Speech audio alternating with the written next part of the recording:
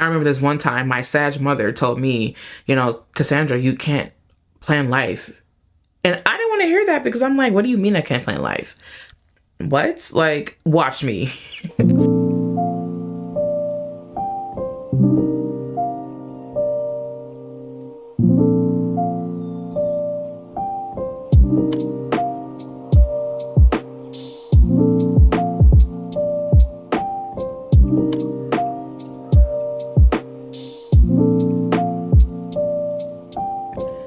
Divine greetings and gratitude, everyone. If you guys are new here, my name is KaSandra. I am the witch, author, poet, and performer of Magic of Eden. Welcome to your new spiritual safe haven.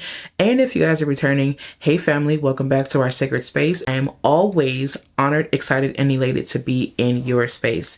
Now, I wanted to talk to you guys real quick about this vision that I had a few weeks back, right? I think it was, about a few weeks back. And it was so profound and I really need to share it. Now, I did post a snippet of it on my Instagram and I wanted to give you guys a full on version of it. I wanted to take a moment to just kind of sit with you guys, to be up close and personal and just in our own space where it is quiet, where the kids are asleep, right? And just vibe out. In this vision, right, there was this individual and they were standing at the edge of a dirt road, right? And this dirt road split off into two. It split off to the left and it split off to the right.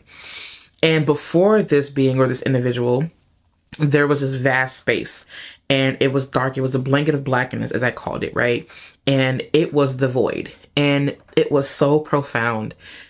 And it was so wild because I've had dreams about the void before, right? Like I've had dreams where it's just space. Like I had dreams like where I'm going down this portal and then I'm just in the vastness of space. Like there's like fractals everywhere and like stuff like that. And then it goes black and then I see like lights and things of that nature. It's so wild, right? But this time in this actual vision, it was just, again, the path that split off into two. And then there was the blanket of blackness, the void.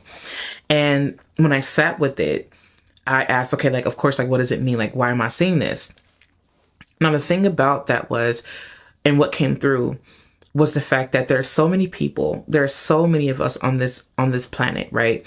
That feel that we should go or choose a certain direction or a certain path because we feel that it's what is expected of us, right? And some of us feel like we want to make this turn or that turn because we feel like if we do this, that objectively or logically, if we were to make these decisions or turn these ways, that somehow we're doing the right thing.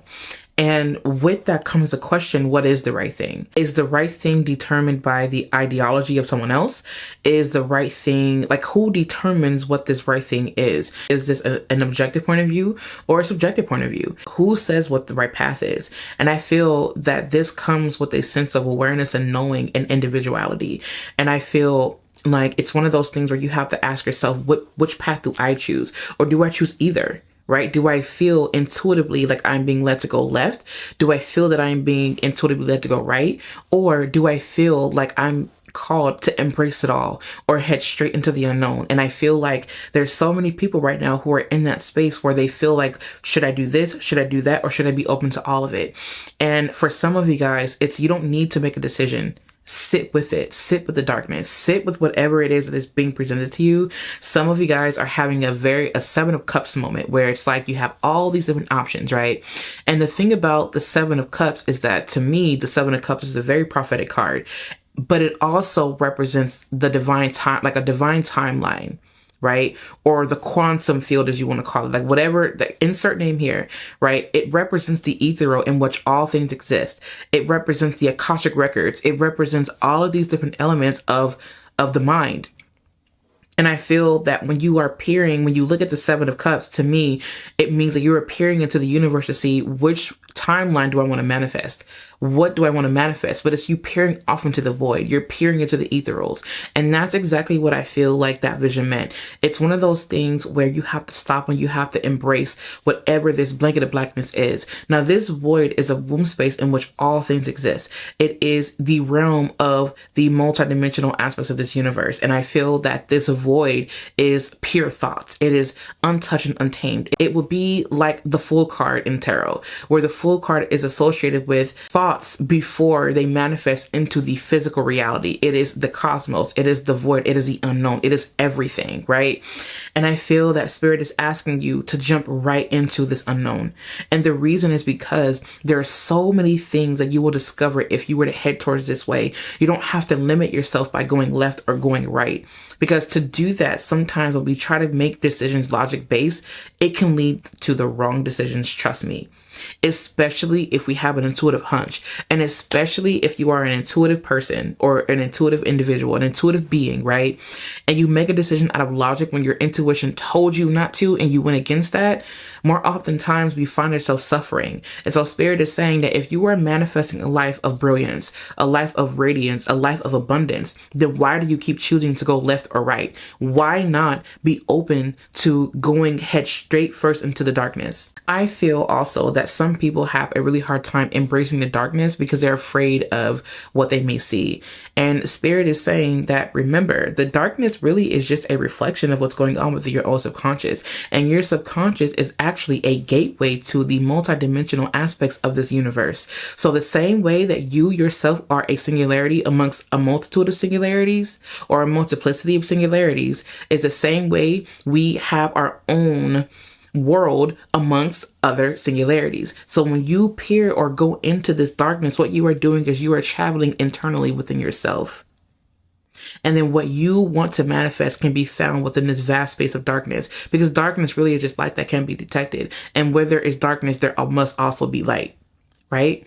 So I feel honestly like when you allow yourself to just dive into this darkness without fear, that is where you will be open to all the beautiful pearls and jewels, and insert whatever you find valuable here, right? You'll be able to discover all of that. And you can pull or take that and bring that back down to earth. And I'm hearing that some of you guys may want to go into meditation. Also, there's something else coming through about if you guys are afraid of what you may see, then ask yourself, am I afraid of what's in the dark, or am I afraid of what I may see that may seep out coming from me? Are these different aspects of myself that I'm afraid of?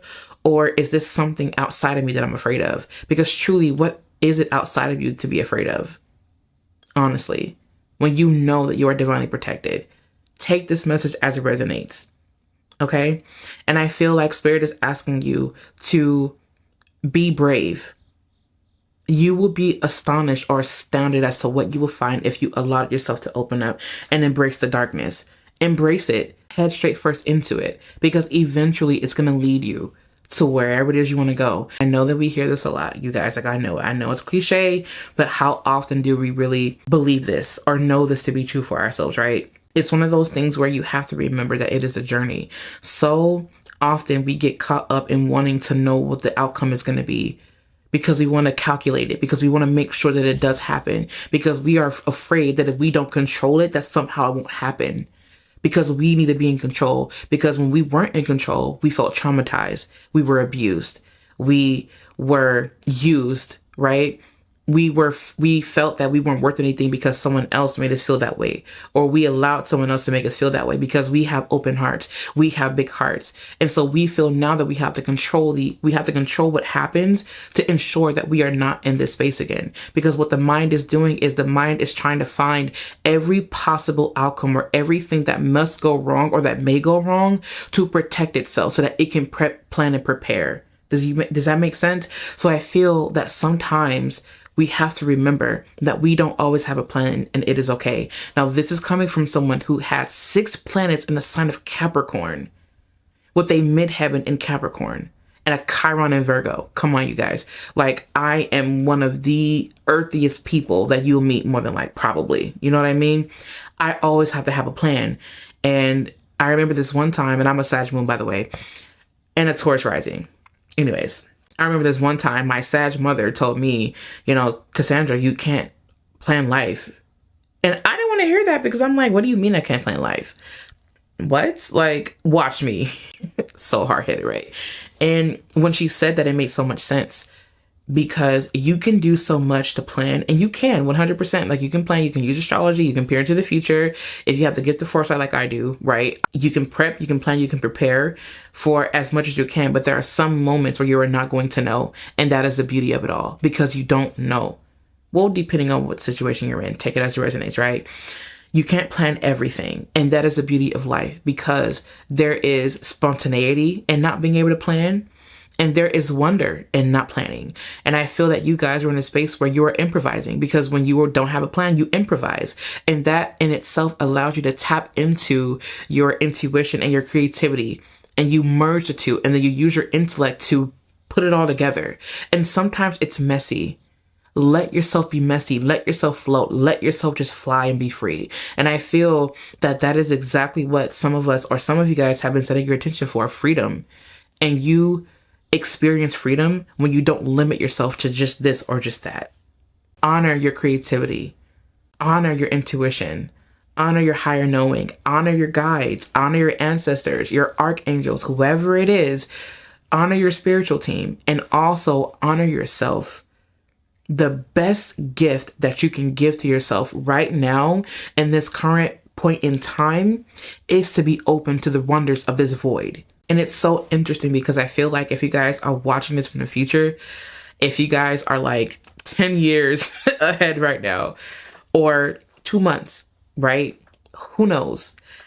I hope that you are in a space right now where you are able to receive what resonates, and that you just discard what does not resonate with you.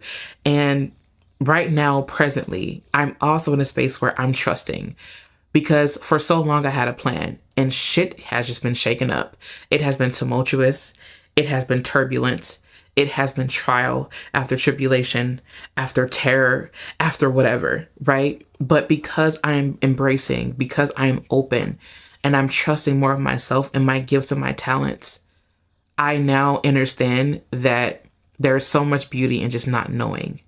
It is a thrill in not knowing. And those of you that are into BDSM, you guys know what I mean. But that is another topic for another time. I'm not here to talk about that. Let's just kind of keep it here, right? Let's just keep it here. Oh man. Anyways. So yes, you guys, I feel like that's exactly what that vision was. I can feel it. And I really do feel like we are 100% headed to a space where we are just called to be open and to embrace this change, to go right into it, and to allow ourselves to be surprised, allow ourselves to be astonished, allow ourselves to be amazed and wowed to the beauty that this universe holds. And we will find beauty in the darkness. And remember that dark is not evil. The shadows are not evil. They are there because they are parts of you. And when you embrace this contrary, or when you integrate this contrary as a part of your life and your daily ritual, right, then that is when you can declare yourself as a whole being. And it's so interesting, because I feel like as we progress and move forward and elevate our consciousness, we start to understand the importance of integrating these aspects of ourselves, whether people are watching or not. And we have different spaces that will welcome us. And that goes into a different topic, because then we talk about the rejects. We talk about the ones who were shunned because of who they were, the weird, the awkward, the quirky, like, you know what I mean? The outcasts, right? And that's another video for another time. And I really do feel like I'm going to get into that. And because there's beauty in it all. There is so much beauty, right? And if you guys need anything from me, you guys can visit me online at KaSandraTurner.com. I do have an online shop where I sell oils, candles, and spiritual tools and essences and essentials that you can use in your own daily ritual and your own daily magic or nightly magic or what have you. And if you guys want to, you guys can follow along or hold my hand over at Magic of Eden on Instagram, where I share readings. I share, just little stuff that, I can show you guys as far as like my rituals and whatnot, like how I make my candles and how I cleanse them and things of that nature. If you guys also want to see content around how I work my magic, how I create my sigils, or how I create certain candles and oils in the, in the spiritual shop or the apothecary, let me know down in the comments. If there's nothing else that I can do for you guys, I love you, and I will catch you all in my next video.